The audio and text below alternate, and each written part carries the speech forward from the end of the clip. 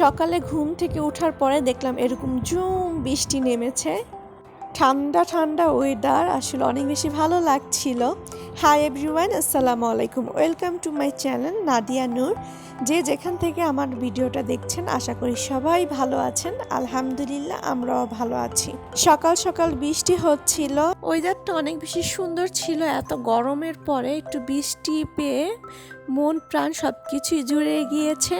পাখিদেরকে সবসময় বারান্দায় রাখি, আজকে বৃষ্টি দেখে পাখিদেরকে আজকে ঘরে এনে রাখলাম।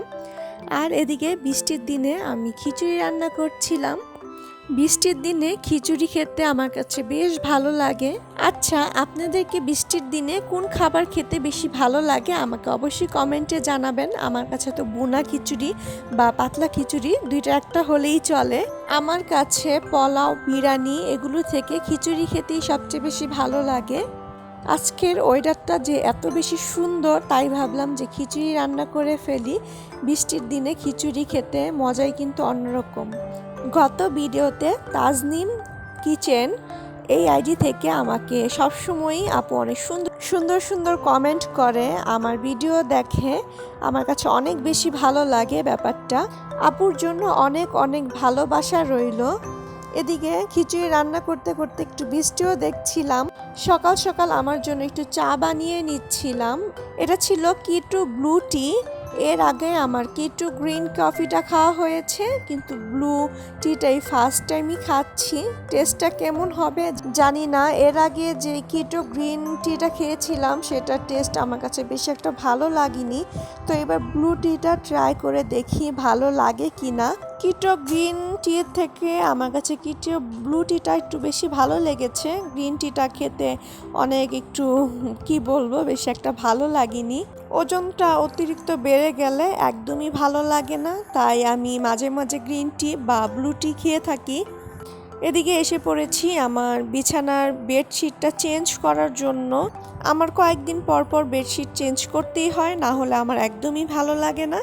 বেডটা ক্লিন থাকলে মনটা ফ্রেশ লাগে। আর আমি বেডশিটের মধ্যে হালকা কালারটা একটু বেশি পছন্দ করি। আমার আম্মু আবার হালকা কালার বেশি একটা পছন্দ করে না, কেননা তাড়াতাড়ি বেডশিট ময়লা হয়ে যায়। বাট আমার কাছে হালকা কালারগুলো একটু বেশিই ভালো লাগে। যারা যারা আমার ভিডিওটি দেখছেন আমার ভিডিওতে লাইক কমেন্ট করবেন, আর যারা এখনও সাবস্ক্রাইব করেননি অবশ্যই চ্যানেলটা সাবস্ক্রাইব করে দিবেন। আর যারা সাবস্ক্রাইব করেছেন তাদেরকে অসংখ্য ধন্যবাদ। আপনাদের কারণেই এত দূর এগিয়ে যাওয়া। এখনও সফলতা পাইনি, ইনশাল্লাহ আপনারা যদি সাপোর্ট করেন অবশ্যই একদিন না একদিন সফলতা পাবো।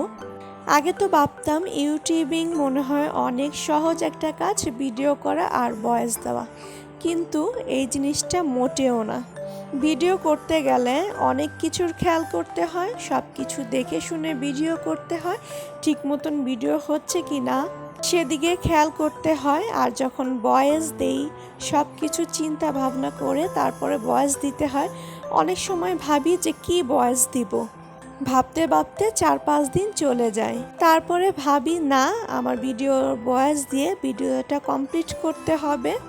প্রথমে ভয়েস দিতে অনেক বেশি সমস্যা হতো, যে কি কথা বলবো আপনাদের সাথে জানি না, আর কতটুকু সঠিক বলবো কতটুকু ভুল বলবো আসলে কিছুই জানি না।